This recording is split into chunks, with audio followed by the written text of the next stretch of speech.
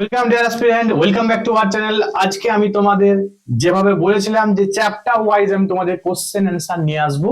আজকে সেই অনুযায়ী কিন্তু পলিটি থেকে ইম্পর্টেন্ট কয়েকটা কোশ্চেন নিয়ে এসেছি। মক টেস্ট হিসাবে 20টা কোশ্চেন করাবো। তো তোমরা কিন্তু প্রত্যেকে নিজেরা অ্যান্সার করবে। কত নাম্বার হচ্ছে 20-র মধ্যে তোমরা কিন্তু আমাকে কমেন্টে জানাবে। চলো, প্রত্যেকটাই কিন্তু প্রিভিয়াস ইয়ারে আসা প্রশ্ন, তো তোমরা কিন্তু প্রত্যেকে মন দিয়ে দেখো। এই যে সিরিজটা তোমাদের শুরু করেছি, এই সিরিজটা বলেই দিয়েছি যে যারা এনটিপিসি দেবে তাদের জন্য খুব উপকার হবে এনটিপিসি, ঠিক আছে, এবং যারা ডাব্লিউবিসিএস দেবে, ডাব্লিউবিপি, ঠিক আছে, ডাব্লিউবিপি, কেপি, কলকাতা পুলিশ, ঠিক আছে, এবং রেলের যত এক্সাম আছে প্রত্যেকটা এক্সামের জন্যই কিন্তু এই সিরিজটা খুব গুরুত্বপূর্ণ হবে। ঠিক আছে, চলো তাহলে আমরা শুরু করছি বেশি দেরি না করে। তোমরা কিন্তু প্রত্যেকে আগে নিজেরা অ্যান্সার করবে, তারপরে কিন্তু আমি তোমাদের উত্তরগুলো বলে দেবো এবং যতটা সম্ভব ডিসকাশন করব আমি। চলো দেখো, প্রথম কোশ্চেন কি আছে, যে স্বাধীনতার পর ভারতের সংহতি রক্ষার ক্ষেত্রে, সংহতির ক্ষেত্রে কে গুরুত্বপূর্ণ ভূমিকা পালন করেন। তাহলে জানো যে 15ই আগস্ট 1947 সালে আমাদের দেশ কিন্তু কি হয়েছিল, স্বাধীন হয়েছিল। তবে যখন স্বাধীনতা লাভ করছে সেই সময় কিন্তু আমাদের ভারতবর্ষটা অনেকগুলো, মানে কি বলবো, অনেকগুলো রাজ্য ছিল, ঠিক আছে। নিশ্চয়ই জানো যে প্রায় 562টার মতো রাজ্য ছিল। সেই সমস্ত রাজ্যকে একত্রিত করা, ঠিক আছে, দেখবে জম্মু কাশ্মীর, জুনাগড়, হায়দ্রাবাদ, এগুলো সব কিন্তু আলাদা ছিল, ঠিক আছে। এগুলো সবগুলোকে কিন্তু ভারতের অন্তর্ভুক্ত করতে মেইন যে ভূমিকা পালন করেছিল, নাম হচ্ছে আমাদের দেশের প্রথম স্বরাষ্ট্রমন্ত্রী সর্দার বল্লভভাই প্যাটেল, ঠিক আছে। তাহলে মোস্ট ইম্পর্টেন্ট কোশ্চেন, এটা তোমাদের জানতে হবে। এবারে দেখো, আমরা জানি যে সর্দার বল্লভভাই প্যাটেলকে কি বলা হয় না, আয়রন ম্যান অফ ইন্ডিয়া বলা হয়, তাই তো, আয়রন ম্যান অফ ইন্ডিয়া। তাহলে ভারতের কি বলা হয়, iron man, iron man of, মানে ভারতের লৌহ মানব বলা হয় কাকে না, সর্দার বল্লভভাই প্যাটেলকে। ইনাকে কি বলা হয়, ইউনিফায়ার অফ ইন্ডিয়া, মানে ইনি কিন্তু ভারতবর্ষের সমস্ত রাজ্য, বললাম তোমাদের সমস্ত প্রভিন্স গুলোকে কি করেছিল, একত্রিত করেছিল। এই জন্য ইনাকে কি বলা হয়, ইউনিফায়ার অফ ইন্ডিয়া, ঠিক আছে। ইনি কিন্তু আমাদের দেশের প্রথম স্বরাষ্ট্রমন্ত্রী ছিলেন, প্রথম স্বরাষ্ট্রমন্ত্রী। যেগুলো বলবো প্রত্যেকটা থেকে কিন্তু কোশ্চেন এসেছে, এটা মাথায় খেয়াল রাখবে। প্রথম স্বরাষ্ট্রমন্ত্রী, স্বরাষ্ট্রমন্ত্রী, তাহলে দেশে আমাদের দেশের প্রথম স্বরাষ্ট্রমন্ত্রী কে ছিলেন, তার সর্দার বল্লভভাই প্যাটেল। ক্লিয়ার? আচ্ছা, এবারে আমরা এসে যাচ্ছি ডক্টর রাজেন্দ্র প্রসাদ। ডক্টর রাজেন্দ্র প্রসাদ সম্বন্ধে তোমরা সবই জানো, আমি একটা জাস্ট পয়েন্ট বলবো। ইনি কিন্তু আমাদের দেশের ফার্স্ট প্রেসিডেন্ট, ঠিক আছে, ফার্স্ট প্রেসিডেন্ট, খুব ইম্পর্টেন্ট, আমাদের দেশের প্রথম প্রেসিডেন্ট। এবং ইনি কিন্তু সব থেকে লংগেস্ট, তোমাদের নিশ্চয়ই কোশ্চেন এটা এসেছিল যে সব থেকে লংগেস্ট পিরিয়ড কে প্রেসিডেন্ট হিসাবে আমার দেশে ছিলেন, তিনি কিন্তু এই ডক্টর রাজেন্দ্র প্রসাদ, ঠিক আছে। মনে রাখবে ইনি কিন্তু লংগেস্ট, ঠিক আছে, লংগেস্ট পিরিয়ড কিন্তু প্রেসিডেন্ট হিসাবে ছিলেন। খুব ইম্পর্টেন্ট এখন পর্যন্ত কিন্তু, হ্যাঁ, পরবর্তীতে সেটা চেঞ্জ হতেও পারে। লংগেস্ট প্রেসিডেন্ট অফ ইন্ডিয়া, ঠিক আছে। চলো পরে কোশ্চেন আমরা দেখে নিই, বাকিগুলো আমি বেশি পয়েন্ট বলবো না আজকে, কম কম পয়েন্টই তোমাদের বলবো। চলো, আচ্ছা, তিনি ভারতের প্রথম স্বরাষ্ট্রমন্ত্রী কে ছিলেন, তবে একটু আগে বললাম, তোমরা নিজেরা করো। তাহলে এটা একটু আগেই তোমাদের বলে দিয়েছি, আর করার কিছু নেই। সর্দার বল্লভভাই প্যাটেল, ঠিক আছে, সর্দার বল্লভভাই প্যাটেল এ কিন্তু আমাদের দেশের, মানে স্বাধীন ভারতের প্রথম কিন্তু স্বরাষ্ট্রমন্ত্রী। ক্লিয়ার? দেখো, এই যে জওহরলাল নেহরু, জওহরলাল নেহরু মনে রাখবে আমাদের দেশের প্রথম, প্রথম কি ছিলেন, প্রথম প্রধানমন্ত্রী ছিলেন, ঠিক আছে, প্রথম প্রধানমন্ত্রী। আমাদের দেশের ফার্স্ট প্রাইম মিনিস্টারের নাম কি, আমাদের দেশের first prime minister Jawaharlal Nehru. Clear? চলো, আচ্ছা, মহাত্মা গান্ধী সম্বন্ধে তো তোমরা অনেক পয়েন্ট জানো। ইনার জন্মদিন উপলক্ষে, ঠিক আছে, 9ই জানুয়ারি, সরি ইনার জন্মদিন নয়, এনার হচ্ছে তোমার 9ই জানুয়ারি 1915 সালে ইনি কিন্তু আমাদের সাউথ আফ্রিকা থেকে, ঠিক আছে, সাউথ আফ্রিকা থেকে আমাদের দেশে, মানে ইন্ডিয়াতে ইনি এসেছিলেন, ঠিক আছে। এবং এই দিনটাকে, এই 9ই জানুয়ারি এই দিনটাকে কিন্তু এনআরআই ডে হিসাবে পালন করা হয়। ঠিক আছে, এনআরআই ডে, এনআরআই ডে হিসাবে পালন করা হয়, নন রেসিডেন্ট ইন্ডিয়ান, ঠিক আছে, প্রবাসী ভারত দিবস। ঠিক আছে, তাহলে এই 9 জানুয়ারি কিন্তু পালন করা হয়। বললাম কেন না, সাউথ আফ্রিকা থেকে কিন্তু ইন্ডিয়াতে প্রথম এসেছিল এই 9 জানুয়ারি। ঠিক আছে, আর মহাত্মা গান্ধী থেকে একটা মোস্ট ইম্পর্টেন্ট পয়েন্ট, তিনি কিন্তু আইএনসি তে, ইন্ডিয়ান ন্যাশনাল কংগ্রেসে প্রেসিডেন্ট কিন্তু একবারই হয়েছিল। কত সালে না, সেটা খুব ইম্পর্টেন্ট, 1924 সালে বেলগাঁও সেশন। ঠিক আছে, বেলগাঁও ইম্পর্টেন্ট, তাহলে মনে রাখবে 1924 সালের বেলগাঁও সেশনে কিন্তু তিনি আইএনসির, ইন্ডিয়ান ন্যাশনাল কংগ্রেসের কিন্তু একবারই প্রেসিডেন্ট ছিলেন, যেটা 1924 সালে কিন্তু ইন্ডিয়ান ন্যাশনাল কংগ্রেসের প্রেসিডেন্ট ছিলেন। খুব ইম্পর্টেন্ট পয়েন্ট। চলো পরের কোশ্চেন আমরা দেখে নিই কি আছে। নিচে বর্ণিত সময়কালগুলির মধ্যে কোন সময়ে ভারতীয় সংবিধানের জন্য গঠিত গণপরিষদের বিতর্কের মাধ্যমে ভারতীয় সংবিধান চূড়ান্ত করেন?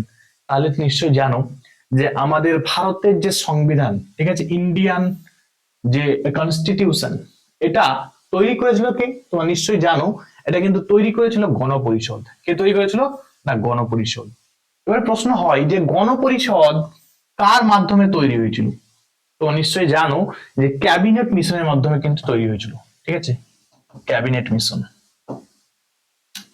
তাহলে ক্যাবিনেট মিশন এটা কবে তৈরি হয়েছিল? তোমরা নিশ্চয়ই জানো, ক্যাবিনেট মিশন 1946 সালে তৈরি হয়েছিল। এই ক্যাবিনেট মিশনে কিন্তু তোমার কনস্টিটিউন্ট অ্যাসেম্বলি তৈরি করেছিল। ঠিক আছে, কনস্টিটিউন্ট অ্যাসেম্বলি, কনস্টিটিউন্ট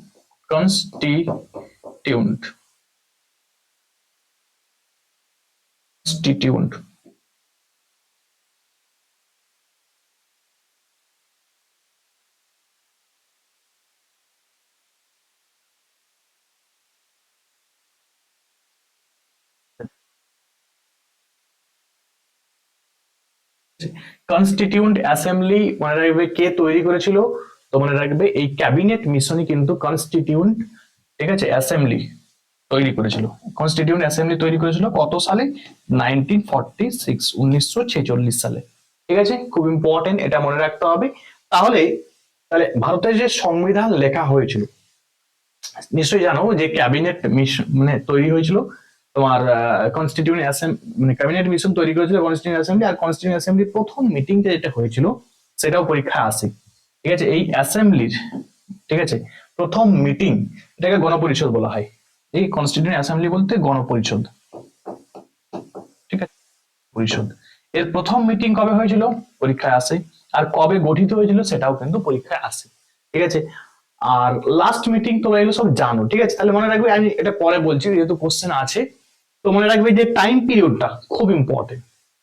টাইম পিরিয়ডটা হচ্ছে, দেখো, এই তোমার ডিসেম্বর 1946 থেকে, ঠিক আছে, নভেম্বর 1949, নভেম্বর 1949 মনে রাখবে এই সময়টাই, মানে এই টাইম পিরিয়ডটার মধ্যে কিন্তু ভারতের যে সংবিধান এটা কিন্তু চূড়ান্ত করা হয়।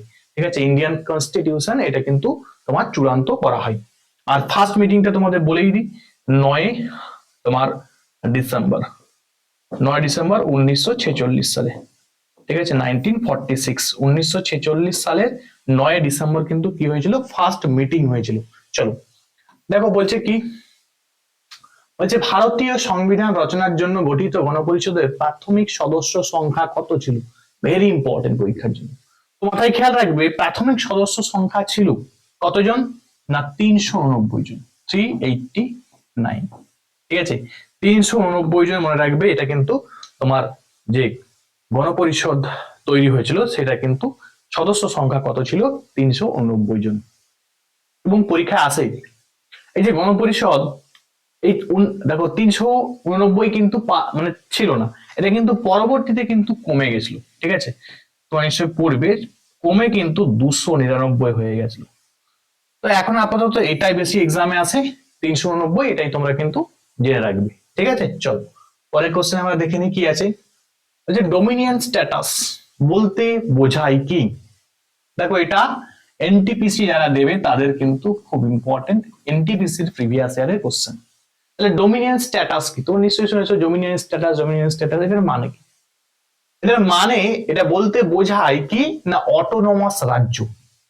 তোমরা কিন্তু নিজেরা পজ করে আগে নিজেরা করবে, ঠিক আছে, তারপর কিন্তু আমার অ্যান্সার গুলো দেখবে।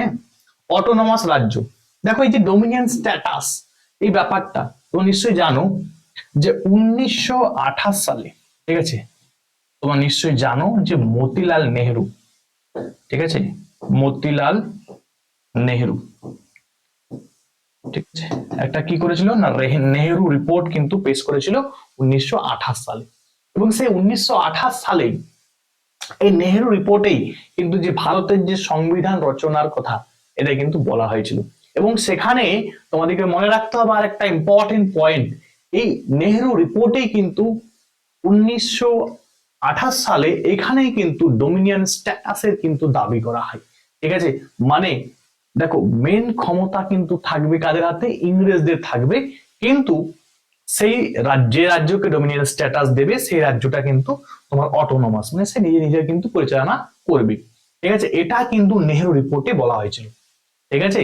দেখো এইটা কিন্তু প্রথমে ইংরেজরা কিন্তু মেনে নেয়নি, কিন্তু পরবর্তীতে মেনে নিয়েছিল। বাট যখন মেনে নিয়েছে যে ধরো 1942 সালের দিকে এরকম 1940-42 এই সময় কিন্তু আগস্ট অফারে বলা হয়েছিল যে ভারতবর্ষকে কি করা হবে, ডোমিনিয়ন স্ট্যাটাস দেওয়া হবে। তখন আমাদের দেশ তখন বুঝেই নিয়েছিল যে ইংরেজরা আর বেশি দিন টিকতে পারবে না, সুতরাং তখন কিন্তু আমরা ডিনাই করেছিলাম যে না, তোমাদের ডোমিনিয়ন স্ট্যাটাস আমাদের প্রয়োজন নেই, ঠিক আছে। তো এই ব্যাপারগুলো হিস্ট্রিতে আছে, মানে পলিটিতে আছে, তোমরা কিন্তু পরবর্তীতে আমি সব তোমাদের বলবো। তো এটা জাস্ট মনে রাখো যে ডোমিনিয়ন স্ট্যাটাস বলতে কিন্তু অটোনমাস রাজ্যের কথা বলা হয়েছে, ঠিক আছে। এটা কিন্তু এই 1928 সালে যে নেহেরু রিপোর্ট, মতিলাল নেহেরু যে নেহেরু রিপোর্ট ছিল, ঠিক আছে, সেই রিপোর্টে কিন্তু এই ডোমিনিয়ন স্ট্যাটাসের কথা বলা হয়েছিল। চলো পরে কোশ্চেন দেখি, বলছে ভারতে কবে গণপরিষদ গঠিত হয়েছিল। তাহলে ভারতে কবে গণপরিষদ তৈরি হয়েছিল, তোমাদের একটু আগেই বললাম যে গণপরিষদ তৈরি হয়েছিল কিন্তু 1946 সালে, 1946, 1946 সালে। তোমাদের আমি বললাম এটা গণপরিষদ নিয়ে একটু আমি তোমাদের বলি, ঠিক আছে। গণপরিষদ খুব ইম্পর্টেন্ট কিন্তু, হ্যাঁ, বা কনস্টিটিউন্ট অ্যাসেম্বলি।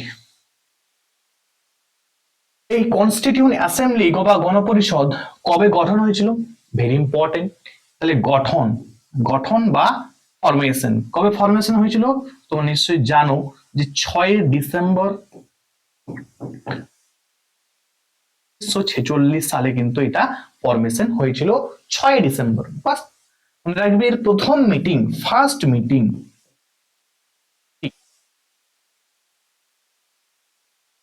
ফার্স্ট মিটিং মনে রাখবে সেটা কিন্তু 9 ডিসেম্বর 1946 সালে, 1946 সালে। এবং যে প্রথম মিটিংটা হবে সেই মিটিংটা সম্বন্ধে কিন্তু খুব ইম্পর্টেন্ট কয়েকটা প্রশ্ন পড়ে, ঠিক আছে।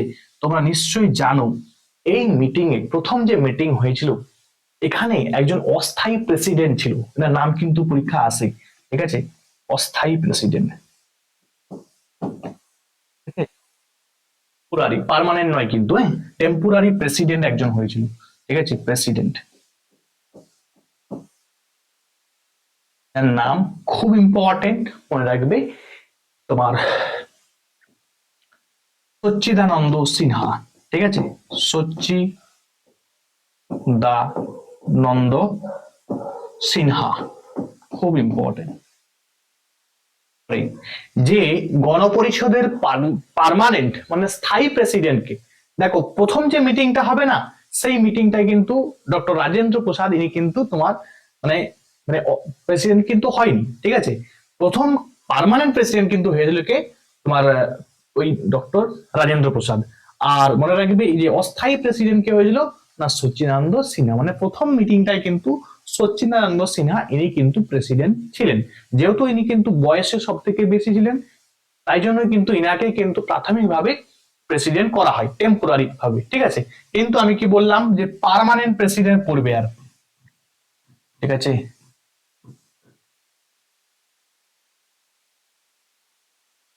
প্রেসিডেন্ট, ঠিক আছে, প্রেসিডেন্ট, পার্মানেন্ট প্রেসিডেন্ট।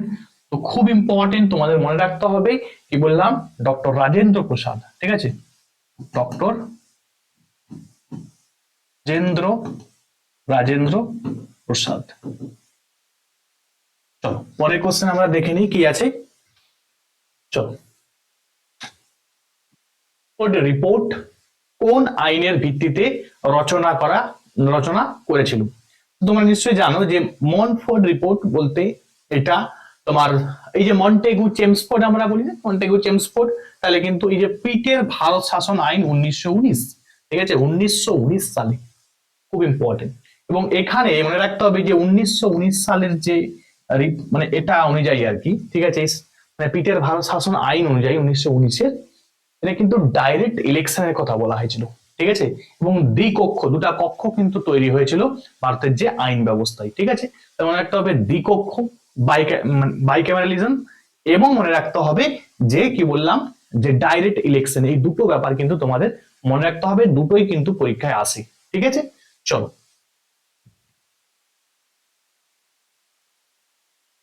নিম্নলিখিত গুলির মধ্যে কোনটি ভারতীয় সংবিধানের সর্ববৃহৎ উৎস ছিল? তাহলে যে আমাদের ভারতের যে সংবিধানের ইন্ডিয়ান কনস্টিটিউশনের সব থেকে বৃহৎ উৎস কি ছিল? ঠিক আছে, সর্ববৃহৎ উৎস মনে রাখতে হবে তোমাদের এই যে 1935, ঠিক আছে, ভারত শাসন আইন 1935। তাহলে মনে রাখবে যে আমাদের যে সংবিধান, ভারতের যে সংবিধান রচনা হয়েছে, এই সংবিধানে কিন্তু ম্যাক্সিমাম পার্ট মানে ম্যাক্সিমাম মানে জিনিস, ঠিক আছে, কোথা থেকে নেওয়া হয়েছে? এই ভারত শাসন আইন 1935 সাল, এখান থেকেই তো মনে রাখবে যে অনেক কিছু কিন্তু এখান থেকে নেওয়া হয়েছে, খুব ইম্পর্টেন্ট কিন্তু, ঠিক আছে। চলো, পরিষদের মৌলিক অধিকার সংক্রান্ত উপকমিটির চেয়ারম্যান কে ছিলেন? তাহলে বুঝতে পারছো যে মৌলিক অধিকার সংক্রান্ত উপকমিটির চেয়ারম্যান কে ছিলেন? খুব ইম্পর্টেন্ট, জেবি কৃপালিনী, ঠিক আছে, জেবি কৃপালিনী, ঠিক আছে, খুব ইম্পর্টেন্ট, এটা কিন্তু মনে রাখবে যে মৌলিক অধিকার বলতে ফান্ডামেন্টাল রাইট, ঠিক আছে, সংক্রান্ত উপকমিটির চেয়ারম্যান, ঠিক আছে, এটা কিন্তু প্রিভিয়াসে আছে, এনটিপিসি তে এসেছিল এই কোশ্চেনটা কিন্তু। চলো, পরের কোশ্চেন আমরা দেখে নি কি আছে। বলছে ভারতের শাসন ব্যবস্থায় প্রতিনিধিমূলক নির্বাচন ব্যবস্থা সূচনা করা হয় কোন আইনের মাধ্যমে? ঠিক আছে, এই যে প্রতিনিধিমূলক নির্বাচন তো মনে রাখবে এটা কিন্তু তোমার 1909 সালের যে ভারতীয় পরিষদ আইন, ঠিক আছে, তোমরা নিশ্চয় জানো যে 1909, এক মিনিট,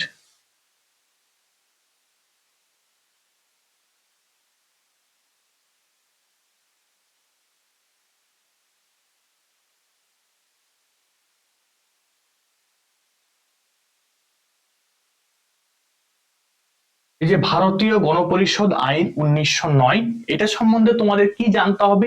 দেখো, তোমরা নিশ্চয়ই জানো যে মিন্টো মর্লে রিফর্মস তোমরা শুনেছো, এই 1909, এটাই কিন্তু 1909 সালের মিন্টো মর্লে, ঠিক আছে, আচ্ছা, মর্লে রিফর্মস খুব ইম্পর্টেন্ট কিন্তু, মিন্টো মর্লে,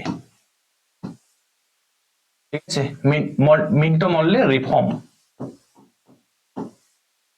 তো এখান থেকে যেটা পরে তোমাদের জানতে হবে যে এই মিন্টো মর্লে রিফর্মস কত সাল? 1909 সাল, খুব ইম্পর্টেন্ট। এবং যেটা জানতে হবে এই 1909 সালে এখানে কিন্তু মুসলিমদের কিন্তু সেপারেট ইলেক্টোরেট দেওয়া হয়েছিল, খুব ইম্পর্টেন্ট, ঠিক আছে। তাহলে সেপারেট তোমার মুসলিমদের কি হয়েছিল না, সেপারেট ইলেক্টোরেট, ঠিক আছে, সেপারেট ইলেক্টোরেট দেওয়া হয়।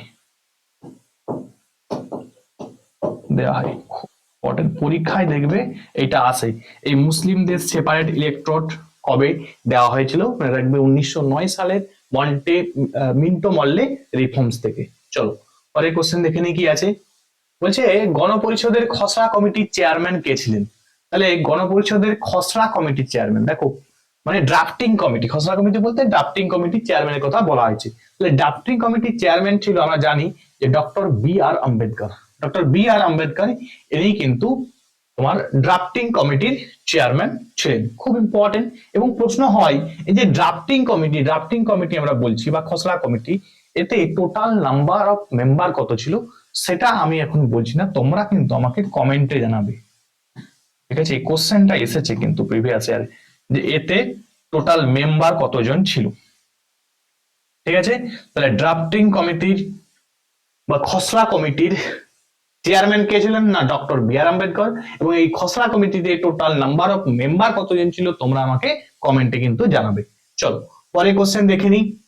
বলছে ভারতের সংবিধান প্রস্তুত করার জন্য গণপরিষদ কবে খসড়া কমিটি গঠন করেছিলেন। তাহলে এই যে খসড়া কমিটি কবে তৈরি হয়েছিল, খুব ইম্পর্টেন্ট প্রশ্ন, মনে রাখবে 29 আগস্ট 1947 সালে। তাহলে 29 আগস্ট 1947 সালে তোমাদের মনে রাখতে হবে যে খসড়া কমিটি কিন্তু তৈরি করেছিল। কে তৈরি করেছিল না গণপরিষদ কিন্তু বা কনস্টিটিউয়েন্ট অ্যাসেম্বলি কিন্তু তৈরি করেছিল। চলো পরে কোশ্চেন আমরা দেখে নিই। বলছে নিচের কে ভারতীয় গণপরিষদের খসড়া কমিটির সদস্য ছিলেন না। তোমাদের একটু আগেই বললাম যে খসড়া কমিটিতে টোটাল মেম্বার, আচ্ছা মেম্বার আমি লিখছি না, ঠিক আছে তোমরা বলবে এটা কমেন্টে আমাকে। তাহলে যতজন মেম্বার ছিল তার মধ্যে, ঠিক আছে তোমাদের এই নামগুলো কিন্তু সবার মনে রাখতে হবে। ঠিক আছে, আচ্ছা আমি বলেই দিচ্ছি, দেখো 7জন মেম্বার ছিল, 7, এবং এই 7জন মেম্বার মধ্যে প্রত্যেকের নাম কিন্তু তোমাদের মনে রাখতে হবে। ঠিক আছে, খসড়া কমিটির। এবং কি বললাম এর চেয়ারম্যান কে ছিল, চেয়ারম্যান তোমরা নিশ্চয়ই জানো। ঠিক আছে, ডক্টর, এই খসড়া কমিটি এর চেয়ারম্যান কে বললাম, চেয়ারম্যান বি আর আম্বেদকর।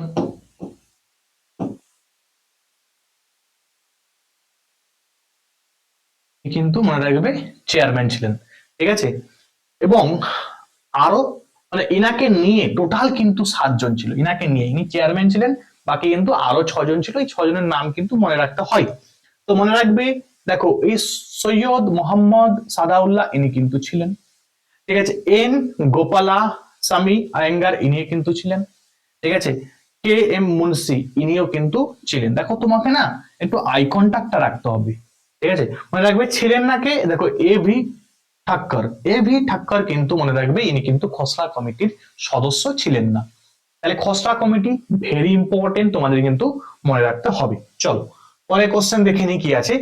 বলছে কোন কমিটির ভারতের সংবিধানের মৌলিক কর্তব্য অন্তর্ভুক্ত করার সুপারিশ করেছিল। তাহলে নিশ্চয়ই তোমরা জানো এই যে শরণ সিং কমিটি। ঠিক আছে, শরণ সিং কমিটি মনে রাখবে এই যে মৌলিক অধিকার, যেটা ফান্ডামেন্টাল তোমার ডিউটিস, এটা কিন্তু অন্তর্ভুক্ত করার কথা বলেছিল। এবার দেখো ফান্ডামেন্টাল ডিউটি থেকে তোমাদের কয়েকটা প্রশ্ন পড়ে। ফান্ডামেন্টাল ডিউটি পড়বে এখান থেকে প্রশ্ন পড়ে যে ভারতের সংবিধানের মানে কত নম্বর আর্টিকেলে এই যে ফান্ডামেন্টাল ডিউটিস কথা বলা হয়েছে। তো মনে রাখবে 51। ঠিক আছে, 51A, 51A তে ফান্ডামেন্টাল ডিউটির কথা বলা হয়েছে। এবং ফান্ডামেন্টাল ডিউটি কত মানে কবে ভারতের সংবিধানে অ্যাড করা হয়েছিল, তো মনে রাখতে হবে 42তম 42, 42তম সংবিধান সংশোধন 1976 সালে, 1976 সালে 42তম সংবিধান সংশোধনের মাধ্যমে কিন্তু ফান্ডামেন্টাল ডিউটিকে ভারতের সংবিধানের কিন্তু অন্তর্ভুক্ত করা হয়েছিল। ক্লিয়ার? ফান্ডামেন্টাল শরণ সিং কমিটি কি বললাম সুপারিশ করেছিল, কে সুপারিশ করেছিল এই শরণ সিং কমিটি। এই যে শরণ সিং কমিটি সুপারিশ করেছিল তখন কিন্তু 9টি এরা কিন্তু কিন্তু তোমাদের মনে রাখতে হবে যে এই যে 1976 সালে এখানে কিন্তু 10টি ফান্ডামেন্টাল রাইট কে কিন্তু অ্যাড করা হয়। ঠিক আছে, 10টিকে কিন্তু অ্যাড করা হয়। কিন্তু বর্তমানে তোমাদের মনে রাখতে হবে যে বর্তমানে কিন্তু ফান্ডামেন্টাল ডিউটির সংখ্যা কিন্তু 11টি। ঠিক আছে, নাও এখন বা বর্তমানে ফান্ডামেন্টাল ডিউটি কটি আছে মনে রাখতে হবে 11টি। পরীক্ষায় এসেছে। ঠিক আছে, সব ভুলে যাও, এলে সব ভুলে যাও কি ব্যাপার না ব্যাপার, তোমাদের জাস্ট এটা পরে এটা ইম্পর্টেন্ট, এটাই পড়ে যে 1976 সালে কতগুলি ফান্ডামেন্টাল রাইটকে গ্রহণ করা হয়েছিল মনে রাখবে 10টি। বর্তমানে কটি আছে? 11টি, একটা কিন্তু অ্যাড করা হয়েছে, সেটা তোমাদের মনে রাখতে হবে। ঠিক আছে, চলো পরের কোশ্চেন আমরা দেখে নিই কি আছে। বলছে ভারতের 562টি দেশীয় রাজ্যকে একত্রিত করে ভারতের রাজনৈতিক একীকরণ কে করেছিলেন? তোমাদের বললাম যে এই যে 562টি যে দেশীয় রাজ্য ছিল তাকে একত্রিত করেছিল, এবং কি বললাম যে জুনাগড়, হায়দ্রাবাদ, ঠিক আছে, জম্মু কাশ্মীর, হ্যাঁ, এগুলোকে কি করেছিল মানে ভারতের কিন্তু অন্তর্ভুক্ত করেছিল। ঠিক আছে, এগুলো কিন্তু এক একটা কিন্তু মানে স্বাধীন রাজ্য ছিল। তো এইটা কাজটা করেছিল, মনে রাখবে, আমাদের আয়রন ম্যান যিনি সর্দার বল্লভ ভাই প্যাটেল, এই কাজটা তিনি কিন্তু করেছিলেন। ঠিক আছে, খুব ইম্পর্টেন্ট পরীক্ষার জন্য। চলো, প্রথম অর্থমন্ত্রী কে ছিলেন? স্বাধীন ভারতের প্রথম অর্থমন্ত্রী কে ছিলেন? খুব ইম্পর্টেন্ট, তো মনে রাখতে হবে যে প্রথম অর্থমন্ত্রী ছিলেন আর কে শানমুখান চেট্টি। ঠিক আছে, আর কে শানমুখান চেট্টি। এবং পরীক্ষায় আসে এই যে জন মাথায় আছে না, ইনি কিন্তু স্বাধীন ভারতের প্রথম রেলমন্ত্রী ছিলেন। ঠিক আছে, প্রথম রেলমন্ত্রী।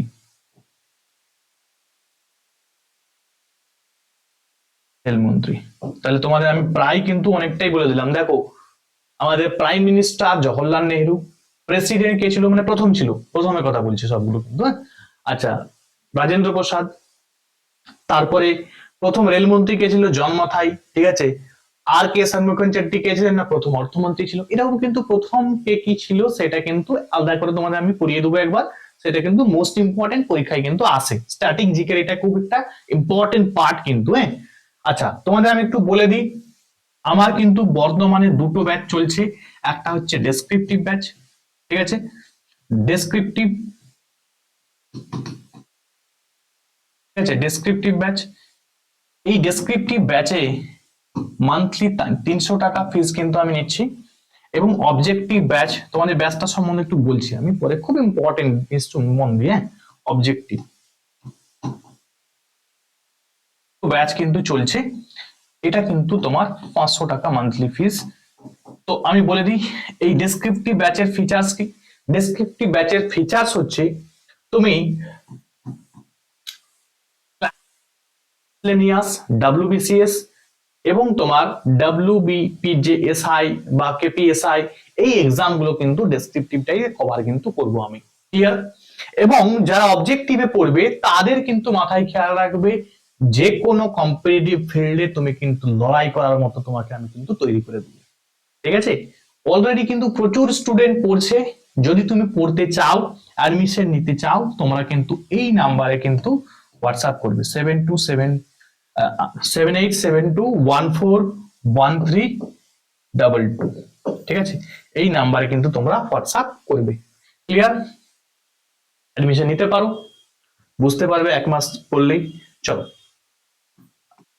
কোম্পানি বিভিন্ন ক্ষেত্রের ক্ষমতা এবং দায়িত্ব নির্ধারণ করে নিচের কোন আইনটি ব্রিটিশ পার্লামেন্টে পাস করেছিল? ঠিক আছে, তাহলে বুঝতেই পারছো, এটা মনে রাখবে, এই রেগুলেটিং অ্যাক্ট 1773, রেগুলেটিং অ্যাক্ট 1773। দেখো, এই 1773 রেগুলেটিং অ্যাক্টের মাধ্যমে কয়েকটা কাজ হয়েছিল। কেমন কি হয়েছিল বলতো? দেখো, মানে তোমরা নিশ্চয়ই জানো, দেখো যে ইস্ট ইন্ডিয়া কোম্পানি কিন্তু তখন তৈরি হয়ে গেছে। নিশ্চয়ই তোমরা জানো যে ইস্ট ইন্ডিয়া কোম্পানি 1600 খ্রিস্টাব্দে কিন্তু তৈরি হয়ে গেছে, এস্টাবলিশড হয়ে গেছে। দেখো, এই ইস্ট ইন্ডিয়া কোম্পানির যারা লোক ছিল না, যারা দায়িত্ব ছিল, ঠিক আছে, দেখো তারা কি করলো না, দুর্নীতির সঙ্গে জড়িত হয়ে গেল। তারা নিজেরা কি করলো, মানে কর তুলতে শুরু করলো, ঠিক আছে, বিভিন্ন করাপশন, বিভিন্ন ঘুষ তারা কিন্তু এরকম নিতে শুরু করলো। তাহলে বুঝতেই পারছো, সেই মুহূর্তে দেখা গেল যে ইস্ট ইন্ডিয়া কোম্পানির এক একজন পার্সন কিন্তু তোমার এই দুর্নীতির সঙ্গে কিন্তু জড়িত। তখন এই রেগুলেটিং অ্যাক্ট 1773 আসলো। এই 1773 মাধ্যমে তুমি নিশ্চয়ই জানো কি কি হয়েছিল। যেটা 1774 খ্রিস্টাব্দে যে কলকাতা সুপ্রিম কোর্ট গঠন হবে। ঠিক আছে, কলকাতা সুপ্রিম কোর্ট। ঠিক আছে, তোমরা নিশ্চয়ই জানো যে সুপ্রিম কোর্ট কিন্তু মানে কলকাতায় কিন্তু ফার্স্ট কিন্তু তৈরি হয়েছিল, কলকাতা সুপ্রিম কোর্ট।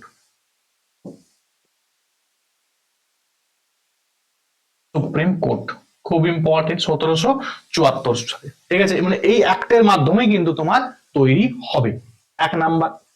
দ্বিতীয় নম্বর যেটা মনে রাখতে হবে, এই তোমার নিশ্চয়ই তোমরা এটা জানো, ওই যে গভর্নর জেনারেল থেকে গভর্নর জেনারেল অফ বেঙ্গল কিন্তু হবে, ঠিক আছে, মানে তোমার গভর্নর জেনারেল বেঙ্গল, ঠিক আছে। দেখো এই যে পদের প্রমোশন, মানে এই যে প্রমোশনটা হয়েছিল, ঠিক আছে, তো এই ব্যাপারগুলো ছিল, খুব ইম্পর্টেন্ট তেমন নয়, কিন্তু মোস্ট ইম্পর্টেন্ট এটা মনে রাখতে হবে, এই যে কলকাতা সুপ্রিম কোর্ট ইম্পর্টেন্ট কিন্তু, হ্যাঁ, এটাও একটা পরে যে গভর্নর তোমার জেনারেল অফ বেঙ্গল কোন অ্যাক্টের মাধ্যমে হয়েছিল মনে রাখবে, এই রেগুলেটিং অ্যাক্ট 1773 মাধ্যমে, ঠিক আছে।